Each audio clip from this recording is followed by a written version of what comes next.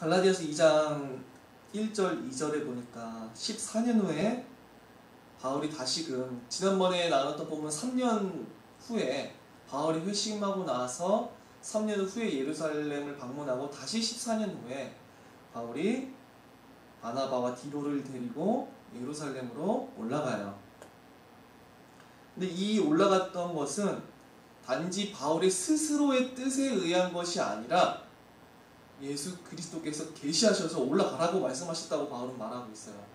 왜 예수께서 바울을 예루살렘 교회로 가라고 말씀하셨냐니까, 그것은 이 본문을 살펴보았었을 때 바울이 가진 복음을 확정해야 됐기 때문에 그래요. 이것이 복음이다. 최후로 이것이 바로 복음이라고 하는 것을 예루살렘 교회에서 확정해야겠기 때문에 보여요. 예루살렘 공의회는, 그 예루살렘 의회 같은 경우에 그 공의회가 사도들과 장로들로 이루어져 있었던 그 공의회가 왜 그렇게 중요하냐 하니까, 지금 이 본문에서 그 공의회 장면이거든요. 2장이 계속. 그 예루살렘 교회는 거의 최고의 권위를 가지고 있었어요. 당시에. 예루살렘 공의회는 당시에 성경의 권위, 말씀의 권위를 확정하는, 교회의 모든 것을 확정할 수 있는 유일한 공의회라고 할 수가 있었지요. 왜 그러냐니까 당시에는 아직 안디옥 교회, 여러 이방인 교회가 바울을 통하여서 이제 안디옥 교회, 아직 안디옥 교회밖에 없을 시점이죠. 안디옥 교회가 있었지만 예루살렘 공의회야말로 직접 예수 그리스도의 사도들로 이루어져 있었던 최고의 의사 결정 기구였단 말이에요. 그렇기에 예수 그리스도께서는 바울을 예루살렘으로 보내시고, 예루살렘에서는 예루살렘 공의회가 열리고 그 가운데서 여러 가지 회의를 논하게 되지요. 이것은 제가 지난주에 먼저 나눴었지만, 이 예루살렘 공의회에서 바울이 사도인 것과, 바울이 이방인의 사도인 것과, 바울이 전하는, 이방인 가운데 전하는 복음이 곧 복음임을, 베드로가 이방인에게 유대인에게 복음을 전함을 맡은 사도인 것처럼 바울이 예수 그리스도로부터 보냄을 받은 이방인의 사도임이 인정되고 공표되었어요. 이 예루살렘 공의회에서. 즉 이 예루살렘 공의회에서는 복음이 최후 확정되었고, 이것이 복음이다. 바울이 전했던 이것이 바로 복음이다. 우리들은 이방인의 사도인 바울이나 예루살렘 사도인 베드로나 동일한 복음을 전하고, 그리고 베드로가 사도로서의 권위로서 예수 그리스도로부터 친히 보냄을 받은 것처럼 바울 또한 이방인에게 보냄을 받은 예수 그리스도께서 친히 세우신 그리스도의 사도이다라고 최후 결론이 나게 되죠. 이 장을 볼 때. 그건 제가 지난주에 나눴었으니까. 14년 후에 올라가게 되고, 그래서 이 예루살렘 공의회는 정말 중요했어요. 사도들의 계시를 받고 있는 그 사도들에 의해서 복음이 최후 확정돼야 되고, 바울의 사도권이 확정돼야 됐었기 때문에 그게 공표돼야 돼요. 그것을 위해서 지금 예수께서는 바울을 예루살렘으로 보내고 계신 것이지요. 바울은 빌립보서 1장 7절에서도 그 빌립보 교회를 향해서 엄청난 사랑을 이게 표현하거든요. 바울은 늘 그래요. 그리스도의 몸된 교회들을 향하여서 얼마만큼 사랑이 불타오르는지 몰라요. 바울의 서신을 읽다 보면. 내가 너희 무리를 위하여 이와 같이 생각하는 것이 마땅하니 이는 너희가 내 마음에 있으며, 그 빌립보 교회가 언제나 내 마음에 있대요.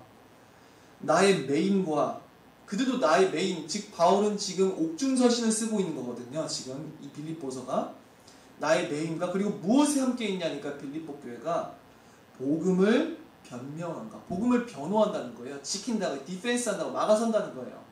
복음과 반대되는 비진리에 맞서 싸우는데 지금 빌립보 교회가 함께하고 있다는 거예요. 바울과. 그리고 확정함에, 복음을 확정한대요. 이게 견고히 한다는 거예요. 복음을 지키고 또한 온전한 복음을 확고하게 확정시키는 그 일에, 이것이 바로 복음이다라고 하는 그 일을 하는 그 일에 지금 빌립보 교회가 너희와 다 나와 함께 은혜에 참여한 자가 됨이라. 바울이 복음을 변명함과 바울이 복음을 확정함에 있어서 이 빌립보 교회가 함께 뜻을 같이 하여서 바울을 위하여서 힘쓰고 있었지요. 그것을 보면서 바울은 빌립보 교회를 매우 귀하게 생각하고 매우 그들을 존귀하게 생각하고 그들을 위해서 항상 쉬지 않고 기도하고 있었어요. 바울은 이제 예루살렘 교회에 가서 복음을 변명해야 돼요. 복음을 변호해야 되고 복음에 대해서 확정해야 돼요. 예루살렘 교회 가서. 이 역할을 지금 바울이 해야 되기에 평생토록 해야 되는 거지만 예루살렘 교회에서 이제 최후 확정해야 되기에 지금 바울은 예루살렘 교회로 가고 있어요. 이 시기는 아직 정경이라고 하는 것이 완성되지 않았을 때지요. 그 베드로 전서가 이제 지금 조금 헷갈리네. 베드로후서인가? 히브리서인가? 히브리서. 맨 마지막에 보면 우리 형제 바울도 이것에 대해서 이와 같이 썼고 베드로후서인가? 지금 조금 헷갈리네. 베드로후서. 그러니까 종말에 대해서 이와 같이 썼고 베드로후서에서 쓰는 것처럼. 그러니까 베드로도 이미 바울의 글을 보면서 그 마지막 인생 후반기죠. 베드로후서도. 그러니까 베드로도 이미 인생 후반기 때 우리 형제 바울도 이와 같이 글을 썼다는 것을 보면은 이미 베드로도 바울의 글을 정경과 같이 인정하고 있었음이 이미 그의 서신을 이미 그 시절부터 보여요. 그게 아직 정경이 완성되기 전이고 복음이 확정되기 전이에요. 그리스도께서 계시하시고 이제 그게 정경으로 기록돼 나간 과정이 필요하잖아요. 이제 초대교회 초기에 이제 교회 초기에 그렇기 때문에 이 작업이 너무나 중요했어요. 계시를 받은 사도들이 정경을 확증하고 그리고 복음을 확정하는 것. 그렇게 해서 사도가 누구인지를 확정하는 것도 매우 중요했었죠. 바울은 다른 사도들과 다르게 독특한 부르심이 있었는데 사도행전 9장 15절에서 그를 처음으로 부르셨을 때도 내 이름을 이방인과 임금들과 이스라엘 자손들에게 전하기 위하여 택한 나의 그릇이라. 다른 사도들은 유대인을 위하여서 부름받았다라고 한다면 물론 다른 사도들도 그 역사상 그 자료를 볼 때 이방인들에게 가서 복음을 전했다는 것이 이제 드러나게 돼요. 베드로도 사도행전에서 봐도 이미 이방인들에게 복음을 전했었지요. 고넬료에게도 복음을 전하고 안디옥 교회도 방문했었고 갈라디아서에 보면은 그런 것을 볼 때 충분히 다른 사도들도 이방인에게까지 나가서 복음을 전했다는 것을 알 수 있지만 바울은 독특하게 처음부터 하나님께서 이방인의 사도를 세우시기 위해서 세운 독특한 부르심이 있었다는 거예요.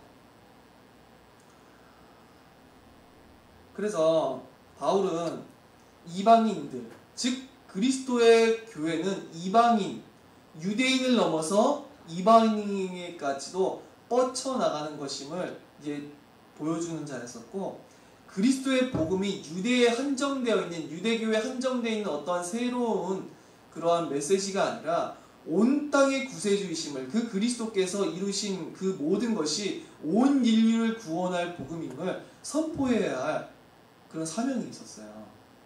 온 이방인 모든 사람에게 전 열방 전 이방인을 향하여서 우리 주 예수 그리스도를 그의 대속의 십자가로 말미암는 구원의 복음을 전파하고 예수 그리스도만이 모든 사람의 전적으로 의존하고 의탁해야 할 구세주임을 선포해야 할 사명이 있었어요. 그게 그의 부르심이었어요. 바울의 처음부터. 3차 전도 여행 후에도 바울이 예루살렘 교회에 들렀었을 때 내가 이방인에게서 전한 모든 것을 낱낱이 말을 하는 장면이 나오지요. 근데도 예루살렘 교회의 많은 성도들은 바울이 3차 전도여행 마쳤었던 그 시점에조차도 율법의 열성을 가진 자가 너무 많았어요.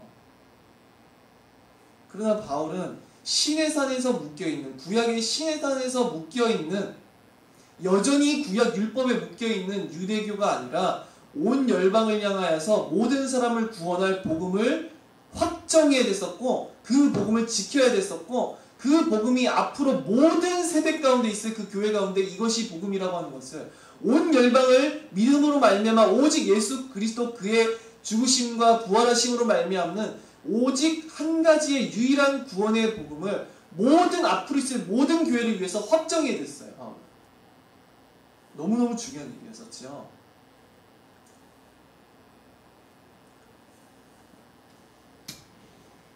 예루살렘 교회에서도 이제 거짓 형제들이 들어온 것 같은데, 예루살렘 공의를 하니까 이는 갈라디아서 2장 4절에 보니까 이는 가만히 들어온 거짓 형제들 때문이다. 예루살렘 공의에서도 자꾸만 거짓 형제들이 들어와 가지고 바울이 예루살렘 교회 가운데서 복음을 확정하는 것을 방해하려고 하는 세력들이 있는 거예요. 이게 자꾸만 바울이 전하는 복음을 반대하고 여전히 율법의 행위와 율법의 전통과 여러 가지 율법의 식사법, 그 다음에 예법, 그 절기들 이런 것들을 섞어가지고 여전히 그리스도와 함께 우리를 구원하는 무언가 플러스 알파를 더 붙이는 이러한 거짓 형제들이 계속해서 드러나는 거지요.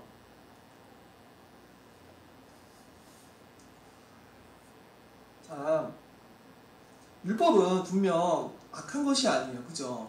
전 계속 많이 말씀드렸어요. 매우 지금 안타까운 게 율법이 악한 거라고 이게 표현하는 그런 경우예요. 루터의 그 갈라디아서 주석을 보면은 루터가 당시에 온갖 것들을 그리스도의 복음과 섞어놨었잖아요. 카톨릭이. 복음만이 아니라 그리스도만이 우리의 중보자가 아니라 사제들한테 가서 죄사함을 받고 이런 이상한 경우 온갖 그리스도의 복음과 함께하는 온갖 것들을 해놨었기에 믿음으로 말미암는 일을 그토록 외쳤었잖아요. 그러면서도 이제 루터가 당황스러워했던 것 중 하나가 무엇이었었냐니까 이 사람들이 믿음으로 말미암다고 말을 하니까 어떤 사람들은 극단적으로 율법은 극히 악한 것이기에 우리들의 행위를 주장하는 것은 악인 것처럼 치부하기 시작했어요. 역방향으로서.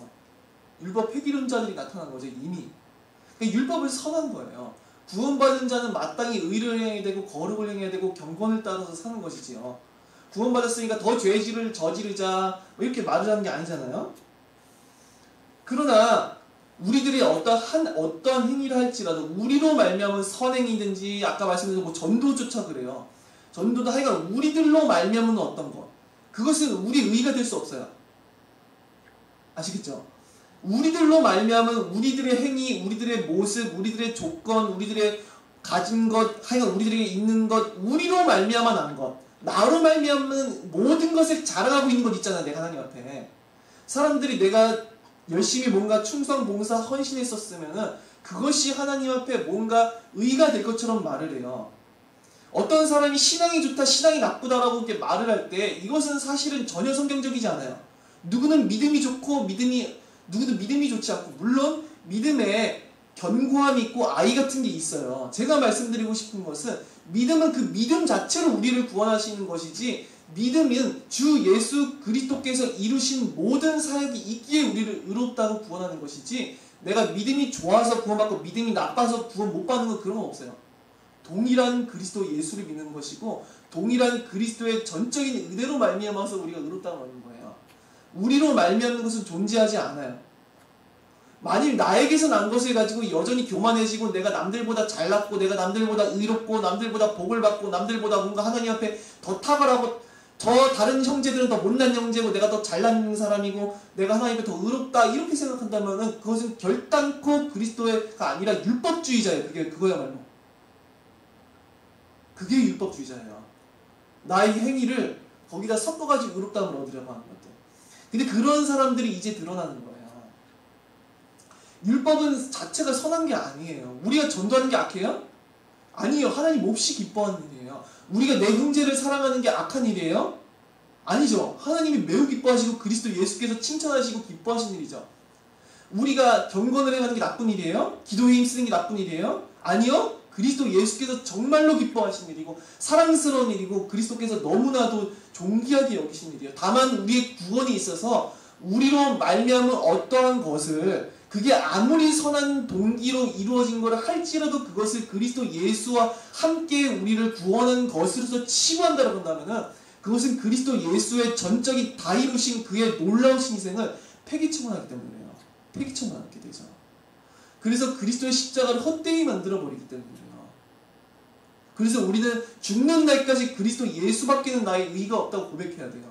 내가 하나님 앞에 설 수 있는 것은 조금 더 나로 말미암는 것은 아무것도 없고 난 아무것도 아닌 죄인인데 그리스도 예수께서 십자가에서 우리를 위해서 다가가신 그 어마어마한 고난의 핏값으로 말미암아서 그가 지불하신 무한한 고난의 삭스로 말미암아서 내가 언제나 하나님 옆에 의롭다함을 얻고 언제나 그 복음으로 말미암아서 그의 죽으심으로 말미암아서 하나님의 모든 은총과 영원하신 은혜와 사랑이 나의 것이라고 그렇게 고백해야 돼요. 오직 그리스도만을 의지하여서, 오직 그의 전적인 은혜만을 의탁하여서. 자, 그래서 율법은 결단코 악한 게 아닌데, 선한 것이 아닌데, 그 율법이 나를 구원해 줄 수 있는 일부라도 혹은 그리스도를 아예 대체하는 것으로 만들어 버린다면 나의 행위가, 그것은 그리스도의 십자가를 폐하게 되는 것이고, 그리스도의 십자가는 휴지 조각이 되어버리는 것이죠. 그 순간. 근데 이 거짓 형제들이 또다시 바울이 예루살렘 교회에 올라오니까 그의 사역을 방해해서 바울의 복음의 확정됨과 그 변명함을 방해하려고 하는 거예요. 이 사람들이. 바울이 얼마만큼 떨렸을까 저는 잘 모르겠어요. 어마어마하게 엄청난 기도, 엄청난 긴장, 엄청난 탄식, 엄청난 한탄, 엄청난 슬픔, 그러면서도 이 어마어마한 감정을 가지고 대부분 갔을 거예요. 저는요, 복음을 모든 사역자들이 수호해야 되지만 저는 바울만큼 떨릴 이유가 없어요. 왜 그러냐 하니까 이미 우리에게는 주어진 정경이라는 게 있어요. 그죠? 그리고 이미 우리 신앙의 선조들이 온전한 복음에 대해서 쓴 수도 없이 많은 서적들이 있어요. 지금 이 시대에는 정경이 완성되고 그 정경을 해석했던 많은 책들이 있는데 생각해보세요. 바울은 정경이 없잖아요. 지금 그 사명을 받았다고요. 그러니까 얼마만큼 지금 이 시대의 사역자들보다, 어느 시대 사역자보다 바울은 얼마만큼 이 복음을 확정함에 있어서 모든 교회 가운데 이 복음이 앞으로 있을 모든 세대의 교회 가운데 주님이 다시 오기 전까지 온전한 복음을 확정하기 위해서 언제나 모든 교회 가운데 복음이 있게 하기 위해서 얼마만큼 떨림으로 지금 바울이 긴장하면서 얼마만큼 기도하면서 했을지 저희는 상상할 수도 없을 거예요. 그의 떨림과 그의 그런 간절함과 그런 기도와 그런 탄식과 그의 그러한 간구가 얼마만큼 있을지 저희는 차마 상상할 수도 없을 거예요. 얼마만큼 바울이 이 복음을 수호하고자 그런 탄식과 슬픔과 열망과 간절함으로 그렇게 갔었는지. 이 거짓 교사들은 제가 볼 때 바울을 이상하게 베베 꼬아가지고 정죄하려 들었었는데, 첫 번째로는 무엇이냐니까 바울이 율법을 행하는 것을 악한 것이라고 이렇게 다닌다고 그렇게 얘기했던 것 같아요. 저 바울은 율법을 아예 지키지 말라고 얘기하고 있어. 율법을 지키는 건 악한 것이라고 그렇게 전파하고 있어. 그렇게 소문을 냈던 거예요. 그래서 바울은 오히려 율법을 행하지 않고 믿음을 세우기 위해서, 은혜를 세우기 위해서 구원받은 자는 오히려 죄를 더하여서 은혜를 더하자 그렇게 얘기하고 있어. 죄를 더 저지르면 더 저지를수록 은혜를 더 더한다고 그렇게 말을 하고 있어. 이런 식으로 바울을 모함했던 것이, 이거 보니까 분명히 틀림이 없어요. 이 사람들이. 이런 모함이 계속 일어났던 거예요. 루터가 고민했던 게 그거예요. 그의 일대기를 읽어보면 루터가 고통스러운 거예요. 루터가 그 비텐베르크에서 계속 사역하다가 못 해먹겠다 그래요. 나중 와서는. 왜 그러니까 그 청중들 가운데서 믿음으로 말미암는 도를 가지고 방종과 타락과 이것으로 이렇게 이해해버리는 인간이 또 일어나니까 이제 거기서도. 그러니까 루터가 이제 고민이 많아져요. 이 사람들이 믿음의 도를 이렇게 방종과 타락의 기회로 삼는 거구나. 그리고 그러니까 바울을 그런 식으로 조롱하는 거예요. 율법 폐기론자들처럼. 지금 이 시대에도 있는 그 율법 폐기론자처럼 그렇게 조롱하는 거예요. 바울을. 바울, 너는 은혜를 더하기 위해서 율법을 거역하고 죄를 더 짓자고 말하는 그런 인간 아니냐. 어떻게 그럴 수가 이런 식으로 이제 바울을 모함했다는 것이죠. 그리고 이런 도덕법, 제가 앞서 말씀드린 건 도덕법이라 친다면은 바울의 모든 그 이방인 교회에 있는 유대인들에게 너 할례도 받지 마, 너 유대인의 전통도 따르지 마, 식사법도 이제는 더 이상 지키지 마, 그렇게 강요했던 사람인 것처럼 몰아붙였어요. 바울이 유대인들이 억지로 할례를 못 받게 하고 억지로 기존에 지키던 식사법을 지키지 않게 아무 음식이나 먹게 바로 해버리고 그 유대인의 전통을 아예 못 지키도록 그렇게 했을까요? 강제로? 안 그랬어요. 우리도 성도들 가운데서 이해해줘야 될 게 뭐가 있냐니까 사람마다 그 자라나온 배경이 다르고 어려서 배워온 습성이라고 하는 게 있어요. 근데 때로는 그것들이 뭔가 문제가 있다 할지라도 교회에서는 인정해줘야 될 게 있어요. 내가 가진 습성으로 볼 땐 저 사람의 습성이 틀렸어요. 근데 그건 구원에 있어서 중요한 거냐? 중요하지가 않아요. 이렇게 행동해도 되고 저렇게 행동해도 되는 것들이 있다고요. 그죠? 교회에서 성도들이 옷을 이렇게 입냐 저렇게 입느냐 이게 중요할까요? 안 중요할까요? 머리 스타일은 이렇게 하냐 저렇게 하냐 중요할까요? 안 중요할까요? 안 중요해요. 하나도 안 중요해요. 저 사람 옷을 저렇게 입든 머리를 저렇게 하든 무슨 신발을 신었든 아무것도 중요하지가 않아요. 근데 중요한 게 뭐가 있어요? 교회에서 그리스도 예수에 대한 온전한 신앙이 중요한 거예요. 나머지는 다 인생에 있어서 그냥 아무렇게나 해도 되는 거, 이래도 되고 저래도 되는 것들이에요. 그죠? 바울은 율법을 그렇게 생각했어요. 지금 말하는 이 율법은 할례, 절기, 식사법 이런 것들, 도덕법이 아니라 십계명을 같은 이 도덕적인 법이 아니라 이 도덕법이 아닌 이러한 관습들, 식사법 이런 것들이 이제 폐기된 거거든요. 그리스도 예수 안에서. 돼지고기 마음껏 드시면 돼요. 우리 새우 먹잖아요. 새우 원래 구약 시절에 구약법에서는 못 먹어요. 지금 유대인들은 안 먹어요. 코셔 식사법이라 가지고 전통의 그 율법에 의해서 먹어도 돼요. 그 중요한 게 아니니까. 그래서 바울은 고린도전서를 봐도 로마서를 봐도 전부 그것에 대해서 어떻게 하냐니까 이방인 교회 가운데서 역으로 유대인들이 차별받는 일이 일어나요. 왜 그러냐니까 이방인 신자들이 아니 너는 왜 음식을 가려 먹느냐. 더 이상 우리는 그리스도 예수로 말미암는 의인데 우린 더 이상 음식에 따라서 의를 얻고 불의를 얻고 그게 아니지 않느냐. 근데 이 사람들은 유대인 신자들은 어려서부터 그게 체득이 돼 있어요. 그렇잖아요? 어려서부터 그렇게 가르침을 받았고 어려서부터. 그러니까 바울은 오히려 인정해 주라는 거예요. 그런 성도들을. 그러니까 먹든지 마시든지 먹는 자도 주를 위해서 먹고 먹지 않는 자도 주를 위해서 먹는다는 거예요. 다. 그러니까 중요한 게 아니라는 거예요. 중요한 건 주를 위하냐는 거지. 그러니까 그런 연약한 성도 오히려 돌봐주라는 거예요. 나랑 다르다고 해서 그 뭐가 중요하냐고요. 어떤 성도가 어려서부터 관습에 의해서 이거 난 이거 채식만 먹겠대. 왜냐 나는 어려서부터 이런 돼지고기를 먹는 건 난 불법이라고 배웠는데 이게 거리낌이 되는 거예요. 큰 죄 짓는 것 같고. 그럼 그냥 두면 돼요. 바울은 그렇게 했어요. 유대인에게는 유대인같이 있고 율법이 없는 자들에게는 율법이 없는 자처럼 했었어요. 그리고 바울은 할례자는 할례자로 두고 무할례자는 무할례자로 두라라고 이렇게 주장했어요. 그래서 억지로 할례자를 무할례자로 만들 것도 없고 무할례자를 할례자로 만들 것도 없다고. 이방인들을 유대인처럼 살라고 할 필요도 없고 유대인들을 이방인처럼 살라고 할 것도 없고 그거는 안 중요한 거니까. 할례를 받았냐 안 받았냐가 우리 구원에 있어서 안 중요하잖아요. 할례를 받은 자도 그리스도 예수 안에서 그를 믿음으로 말미암아서 구원함을 얻고 할례를 안 받은 자나 받은 자나 둘 다 동일하다는 거죠. 그 음식법을 지키는 자나 지키지 않는 자나 그리스도 예수를 믿음으로 말미암아 의롭다함을 얻고 절기를 지키는 자나 지키지 않는 자나 그리스도 예수를 믿음으로 말미암아 의롭다함을 얻는 거였어요. 그렇게 바울은 억지로 관습을 버리게 하고 강요하지를 않았어요. 사실. 왜 그러냐니까 자 생각해 볼게요. 우리가 교회 안에서 어떤 관습이 있는데 그게 나랑 충돌돼요. 그죠? 누구는 어떻게 행동하기를 원해, 누구는 저렇게 행동하기를 원해. 그거 중요해요, 안 중요해요? 어떤 의견이 중요할까요? 둘 다 이래도 되고 저래도 되는 것들이에요. 다만 그 둘 다 어떠한 관습을 가지고 있던지 간에 서로가 스스로 존중해 주면 돼요. 왜냐? 교회 안에서는 그건 아무것도 안 중요한 거거든요. 정말 중요한 건 한 신앙, 한 주 예수 그리스도를 믿음 안에서 우리가 의롭다함을 얻는다는 거예요.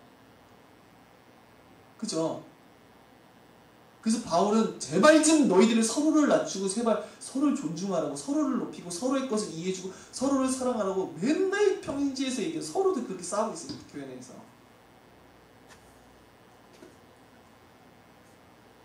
자, 그래서 바울은 분명히 그렇게 사랑으로서 했었지만 복음만이 모든 성도들 가운데서 그리스도 예수의 십자가만이 중요하지 다른 것들은 중요한 것도 아니다. 먹는 자도 주를 위해서 먹고 먹지 않는 자도 주를 위해서 먹는 것이다 라고 말을 하지만 그렇지 않았던 이것들이 일어나는 거죠.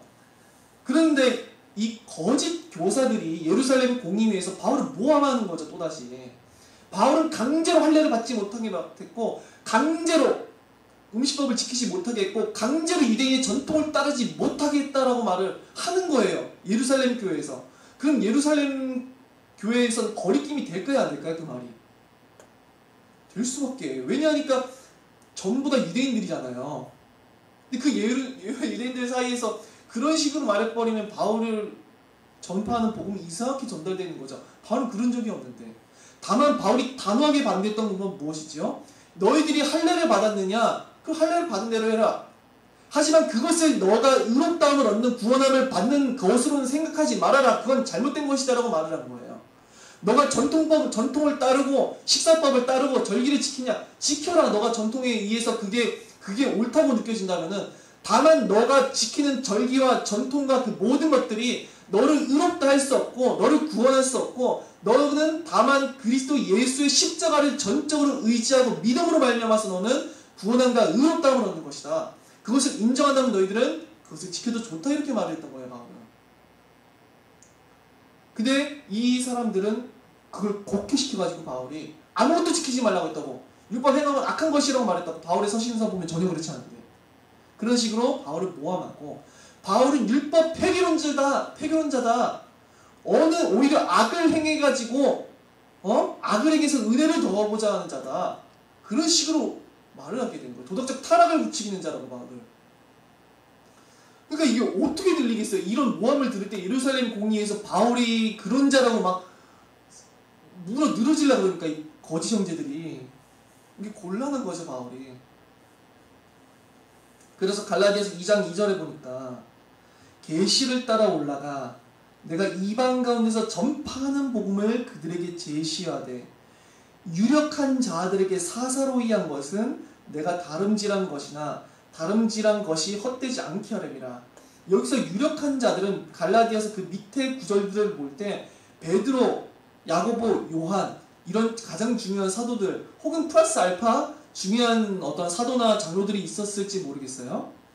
근데 이 사람들에게 내가 전파하는 복음, 즉 바울이 전파했던 그 복음을 모든 예루살렘 교회에서 공식적으로 전하는 것이 아니라 그 유력한 자들, 몇 명의 사도와 가장 중요한 핵심들, 오해가 없을 그런 중요한 사도들에게 사사로이 만나서 얘기를 하기 시작했대요.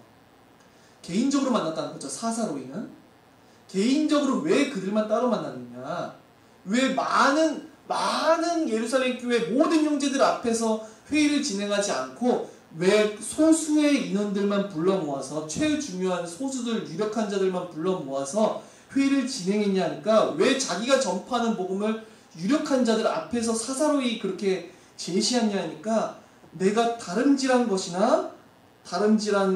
헛되지 않게 하려 함이라, 이렇게 얘기하고 있어요.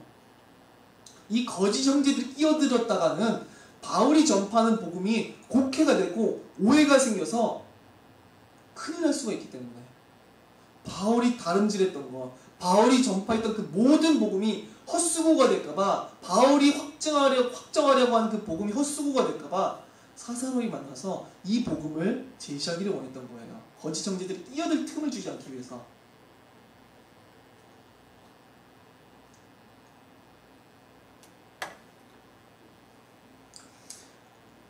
갈라디아서 2장 3절에 보니까 그러나 나와 함께 있는 헬라인 디도까지도 억지로 할례를 받게 하지 아니하였으니, 헬라인 디도까지도 억지로 할례를 받지 못하게 했대요.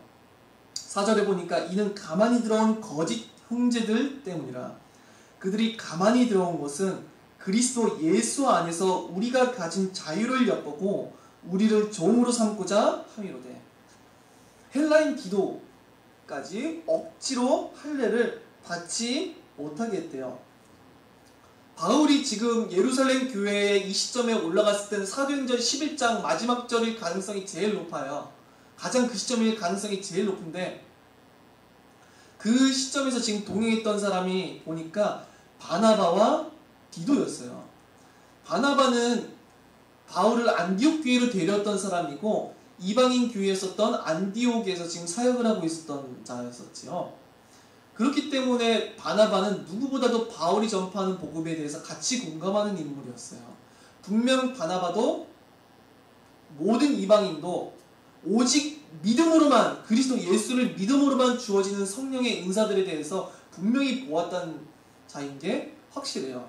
그렇기 때문에 여러모로 바울과 함께 동역하면서 예루살렘 교회에서도 함께 복음을 증언할 중요한 자였었죠. 근데 이 바나바도 유대인이었었거든요. 따라서 할례를 받았었어요. 이미 할례를 받았었던 그런 자였었죠. 근데 문제가 된 것이 지금 예루살렘 교회에서 이 디도였었는데, 디도는 따로 개인적인 서신까지도 있죠. 개인적인 서신, 물론 빌레몬서도 있지만 그거는 그 종을 그 용서해달라고 쓰는 편지라면은, 디도서와 이 디모데서 같은 경우에는 개인적으로 그들이 앞으로 바울 죽음 이후에 교회를 이끌어 나가야 할 감독이요, 장로요, 지도자들이기에 그 개인적인 서신을 쓰잖아요. 아들이라면서 디도와 디모데에게는 그 정도로 중요했었던 그런 인물이죠. 바울에게는. 디도는 바나바와 다르게 유대인이 아니라 이방인 출신이었어요. 근데 이방인 출신인 지금 디도가 예루살렘 교회까지 같이 가게 된 거예요. 그러니까 디도까지 억지로 할례를 받지 하게 하지 아니하였으니 이는 가만히 들어온 거짓 형제들 때문이라. 그들이 가만히 들어온 것은 그리스도 예수 안에서 우리가 가진 자유를 엿보고 우리를 종으로 삼고자 함이로되, 이 거짓 형제들은 바울을 여전히, 교회를 여전히 율법의 종으로 삼으려고 했어요. 옛 신해산 율법에 속한 종들로서 여전히 거짓된 율법으로 말미암는 의의 종으로 삼으려고 하는 자들이었었죠. 그래서 이들은 분명히 4절에 이는이라고 볼 때 이게 이유잖아요. 그래서 디도를 왜 억지로 할례를 받지 않았냐는 이 두 절을 살펴볼 때 거짓 형제들이 헬라인 디도까지도 억지로 할례를 받으라고 분명히 주장했던 게 드러나게 되는 거죠. 바울, 너는 지금 당장 할례를 받지 않은 저 이방인 디도까지도 할례를 받으라고 해야 돼. 이런 식으로 얘기를 했던 거예요. 그러나 바울은 그 예루살렘 교회에 동역했던 디도를 할례를 받게 했느냐? 그렇다면은 받게 하지 않았어요. 억지로라도 지금은 바울은 디도를 할례를 받지 못하게 하고 있어요. 이것과 반대로 디모데 같은 경우에는 바울이 1차 사역 때 디모데를 찾게 되고 그 다음 2차 사역 때 디모데를 데려가게 되죠. 사역하면서. 근데 반대로 디모데는 할례를 행하게 해요. 사도행전에 보니까, 사도행전 16장에 보니까. 근데 이건 왜 그랬냐니까 디모데는 헬라인과 유대인 사이에 혼혈아였어요. 그렇고 그의 어머니가 유대인이었었기에 다른 그 주변의 모든 유대인들도 디모데를 유대인이라 이렇게 생각하고 있었어요. 그렇기 때문에 바울은 이 시점에서 디모데를 데려갈 때 디모데가 만일 할례를 받지 않으면은 그 디모데를 중심으로 한 유대교회 성도들이 시험에 들까 하여서 복음의 진전을 위해서 다만 그들의 전통대로 할례를 받는 것을 허용해 줬던 것이지 그것이 옳다고 말하는 건 아니었어요. 다만 아까 말씀드렸던 것처럼 유대인들을 더 얻고자, 헬라인이든 유대인이 한 사람이라도 더 구원하고자 그 상황을 고려해 가면서 디모데는 할례 받는 것을 허용했던 것이죠. 그러나 지금 디도는 절대로 허용해주면 안 되는 상황이에요. 지금 예루살렘 공의에서 만일 바울이 억지로 디도를 지금 할례 받게 한다라고 치면 어떤 상황이 발생해요? 거짓 형제들이 이기게 돼요. 거짓 형제들의 의견이. 그래서 지금 바울은 이 사도행전 우리가 11장 시점이라고 볼 때 바울이 본격적으로 이방인을 향한 전도의 여행을 시작하는 게 13장부터거든요. 13장부터 사도행전. 그 이전이에요, 지금 이 시점은. 근데 이 11장 시점에서 만일 바울이 복음을 확정하지 못한다라고 한다면 어떻게 될까요?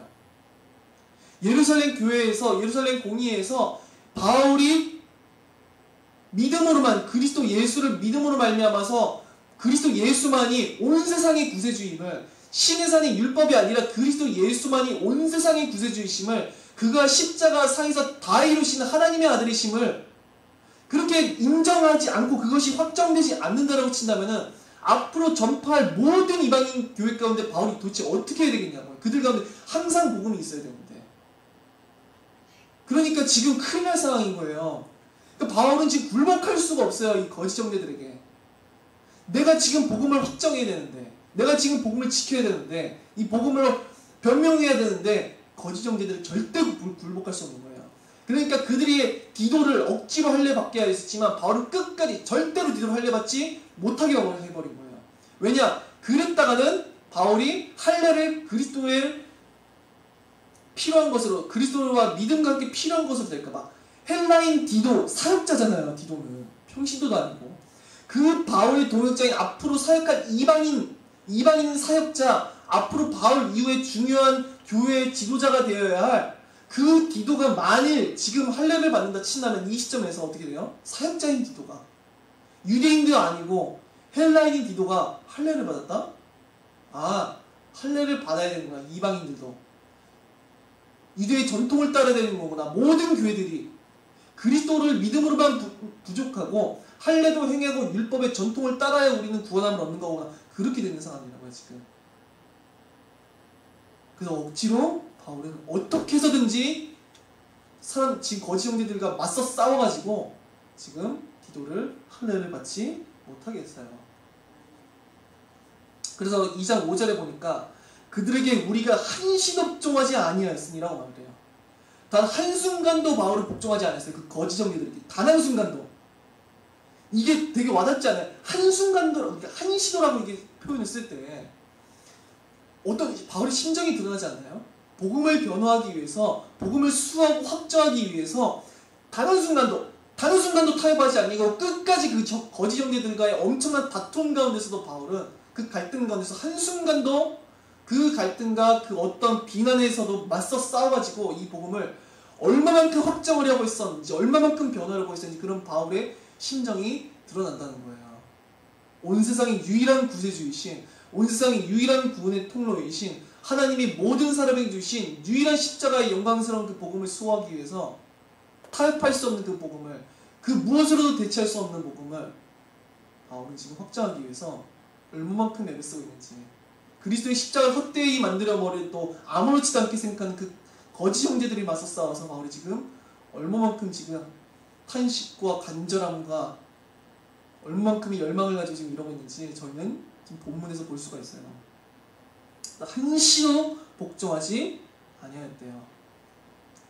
왜 그랬었냐니까 2장 5절에 이는 왜 내가 한시도 그들에게 복종하지 아니하고 이토록 싸웠었냐, 예루살렘 교회에서.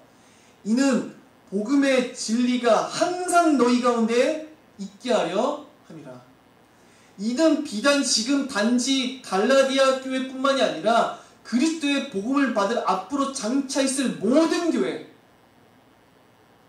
그죠? 바울의 지금 편지를 쓰고 있는 갈라디아 교회뿐만이 아니라 앞으로 복음을 받아서 온 땅 위에 세워질 그리스도의 몸된 모든 교회 가운데 온전한 복음의 진리가 변질되지 않는 오직 그리스도 예수만으로 전적으로 충분하고 충족되고 충분하고 충만한 그 온전한 복음의 진리가 항상 있어야 되기 때문에, 항상이에요.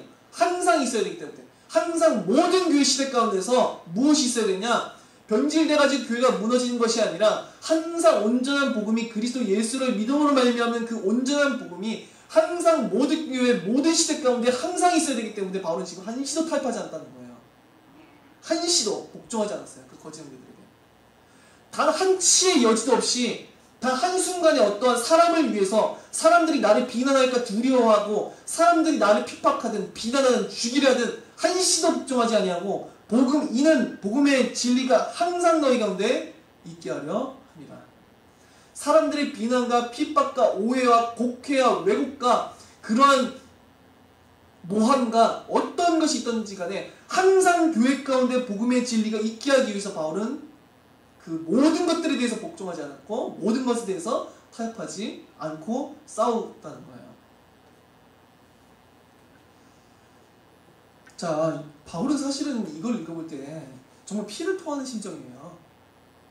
바울은 진짜 피를 토하는 정도가 아니라 엄청난 눈물과 한탄이 서려 있으면서 동시에 엄청난 분노와 이 모든 게 섞여져 있어요. 지금 바울 엄청난 열망과 그리스도의 십자가를 폐허를 들고 그리스도의 몸된 교회를 지구상에서 사라지게 만들어버리는 지금 저 거짓 정제들과 지금 엄청난 다툼을 벌이고 있는 거예요.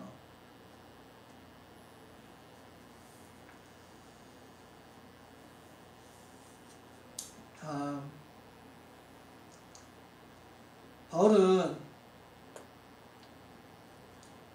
이 복음을 수호하기 위해서 부름을 받았고 온 이방인 가운데 유일한 구세주이신 예수 그리스도의 영광스러운 복음을 확전하고 전파하고 수호하기 위해서 부름을 받았어요.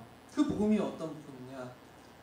그리스도 예수 하나님의 아들이시자 사람의 아들이신 완전하신 신인 예수 그리스도가 죽으심으로 성취하신 그 복음, 하나님의 공의 앞에 그 거룩하심 앞에 우리를 사랑하사 자기 자신을 버리시고 우리를 위해서 아버지 앞에 공의를 충족시키시기까지 모든 저주와 고난과 그 심판과 저주의 삭슬을 지불하시고 우리의 죄를 사하시고 우리에게 영광스러운 구원을 허락해 주시고 하나님 앞에 우리의 모든 구원에 받을 모든 것을 성취하신 그 그리스도 예수 단 한 분만으로 그를 오직 믿음, 오직이요.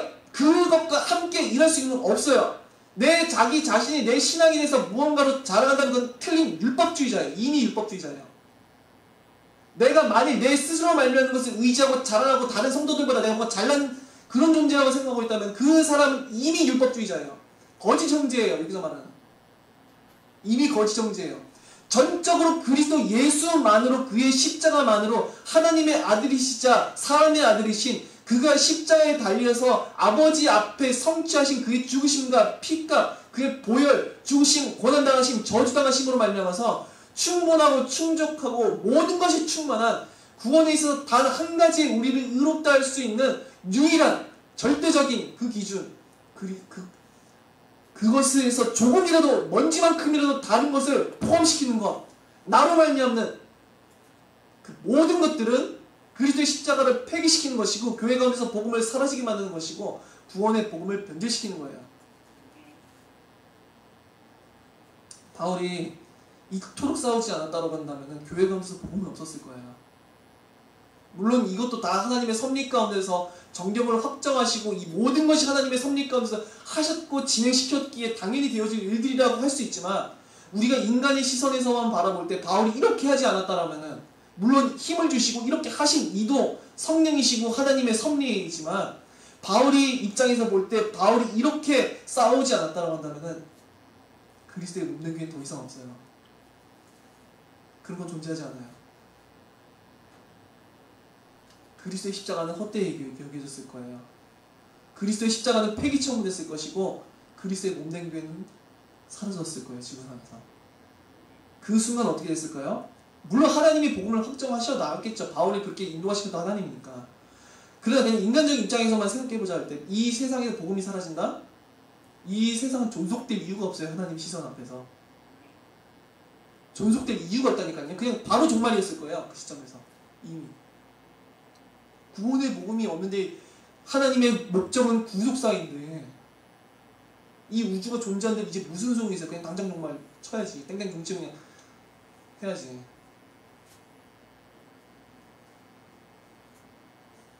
우리에게도 이런 바울과 같은 심정이 필요하다는 거고 이러한 그리스도의 몸된 교회 가운데서 복음을 수호하는 것이 얼마만큼 중요한 것인지를 우리가 정말로 알아야 된다는 것이죠.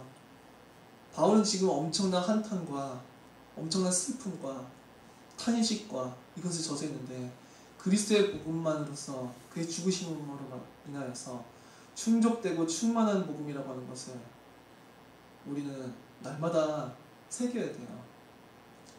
어느 시대든지 간에 원래 복음은요 이렇게 희미할 때가 많아요. 보면 사실 대다수는 원래 복음을 어떠한 하나의 간단한 메시지라고 생각하는 경우가 되게 많아요. 그러나 복음을 수호하는 일은 그리스도의 몸된 교회를 수호하는 일과 동일한 일이고 그리스도의 십자가에 합당하고 마땅한 영광을 우리가 돌려야 되는 것은 교회의 사명이시죠.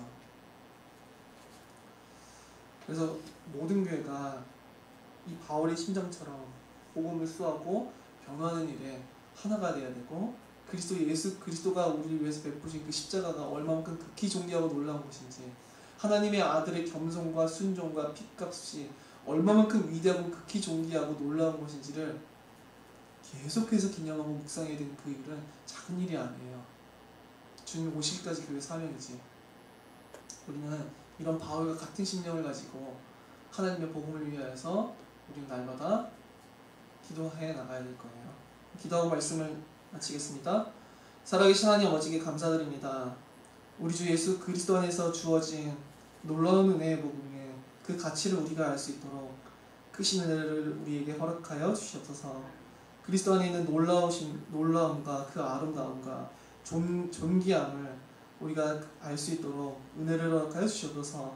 그 측량할 수 없는 은혜의 깊이와 넓이와 높이를 길이를 우리가 알아서 하나님의 모든 충만하신 육체로 가시는 그 그리스도 예수 안에 있는 하나님의 충만하신 우리에게 충만할 수 있도록, 하나님의 무한하신 충만하신 은혜와 긍휼과 사랑과 자비가 우리들에게 영원히 충만할 수 있도록, 우리가 생각한 것 그 이상으로 더하실 수 있는 그 하나님의 은혜가 우리 가운데 영원히 충만할 수 있도록 우리에게 역사해 주셔서, 우리 주 예수 그리스도의 십자가를 헛되이 만드는 우리 가운데 헛된 교만과 헛된 자랑과 헛된 그리스도 십자가 외에 다른 의가 있다라고 한다면 그 모든 것들을 버리게 해주시고, 그리스도의 십자가의 영광만을 위하여서 오직 그의 은혜에 맞는 간절히 사모하고 사랑할 수 있도록 우리 가운데 은혜를 베풀어 주시옵소서. 또한 그리스도의 은혜를 방종과 타락의 기회로 삼아서 그리스도의 십자가를 욕되게 만들고 그리스도의 십자가를 타락의 기회로 삼는 그런 거짓된 신앙이 우리 가운데 있다고 한다면 그 모든 것들을 회개하고 다시금 돌이킬 수 있도록 은혜를 허락하여 주시옵소서.